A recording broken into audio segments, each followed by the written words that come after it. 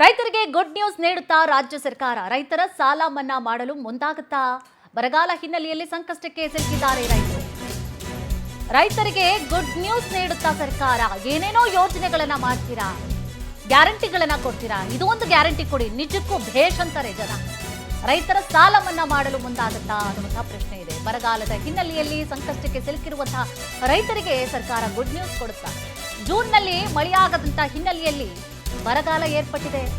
ಇದು ಪಾರದರ್ಶಕವಾಗಿರೋದು, ಕಣ್ಮುಂದೆ ಕಾಣಿಸುವಂತಹ ಸತ್ಯ. ಇದು ಮಳೆ ಬರ್ತಾ ಇದೆಯಾ ಇಲ್ವಾ ಅಂತ. ಈಗ ಫೈಲ್ಗಳಾದ್ರೂ ಸೈಟ್ಗಳೆಲ್ಲ ಮಾಡ್ಕೊಂಡು ಒಳ್ಳೊಳಗೆ ಗುಳುಮ್ ಮಾಡ್ಕೊತಾ ಇರ್ತಾರಲ್ಲ, ಆ ಥರ ಅಲ್ಲ.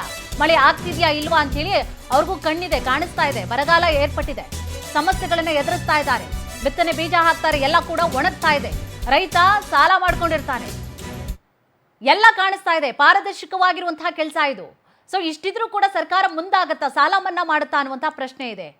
ಸೊ ಈ ವಿಚಾರ ಸಂಬಂಧವಾಗಿ ಡಿಕೆಶಿ ಅವರು ಕೂಡ ಪ್ರತಿಕ್ರಿಯೆ ಕೊಟ್ಟಿದ್ದಾರೆ. ಎಲ್ಲಾ ಪರಿಶೀಲನೆ ಮಾಡಿ ನಿರ್ಣಯವನ್ನ ತೆಗೆದುಕೊಳ್ತೀನಿ, 2-3 ದಿನಗಳಲ್ಲಿ ಪರಾಮರ್ಶೆ ಮಾಡ್ತೀವಿ. ಸಾಲ ಮನ್ನಾ ಕುರಿತಾಗಿ ಸಿಎಂ ಡಿಕೆಶಿ ಸ್ಪಷ್ಟನೆ ಕೊಟ್ಟಿದ್ದಾರೆ. ಬರಗಾಲ ನೋಡ್ಲಿಕ್ಕೇನೆ ಇಲ್ಲಿಗೆ ಬಂದಿದ್ದೀನಿ. ಜನರ ಮತ್ತು ಜನಪ್ರತಿನಿಧಿಗಳನ್ನ ಭೇಟಿ ಮಾಡಲಿಕ್ಕೆ ಬಂದಿದ್ದೀನಿ. ಇವತ್ತೆಲ್ಲ ಮೀಟಿಂಗ್ ಮಾಡ್ತೀನಿ. ತಿರ್ಗಾದಾದ್ಮೇಲೆ ಇನ್ನು 2-3 ದಿನ ಬಿಟ್ಟು ಬೆಳಗಾವಿಗೂ ಕೂಡ ಹೋಗ್ತಾ ಇದ್ದೀನಿ. ಸೊ ಎಲ್ಲ ಕಡೆ ಹಳ್ಳಿಲಿ ಏನಿದೆ ಸಮಸ್ಯೆ ನೋಡಿ, ಅದಕ್ಕೆ ಕಾನೂನು ಒಂದು ಚೌಕಟ್ಟಿದೆ. ಬರಗಾಲ ಘೋಷಣೆ ಮಾಡೋದು, ಸಮಸ್ಯೆ ಬಗೆಹರಿಸಬೇಕು ಅಂತ ಈ ಬೇಡಿಕೆಗಳೆಲ್ಲ ಜನ ಎಲ್ಲ ಕೊಟ್ಟಿದ್ದಾರೆ.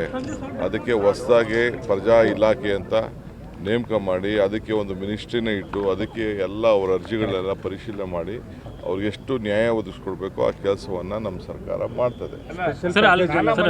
ಸಾಲ ಮನ್ನಾ ಬಗ್ಗೆ ರೈತರು ಜಾಸ್ತಿ ತಮಿಳುನಾಡು ಮಹಾರಾಷ್ಟ್ರದ ಮನ್ನಾ ಮಾಡ್ಯಾರ ಸರ್. ಸಾಲ ಮನ್ನಾ ಮಹಾರಾಷ್ಟ್ರ ಮತ್ತು ತಮಿಳುನಾಡು, ಈ ಕರ್ನಾಟಕ ಒಂದೇ ಸರ್.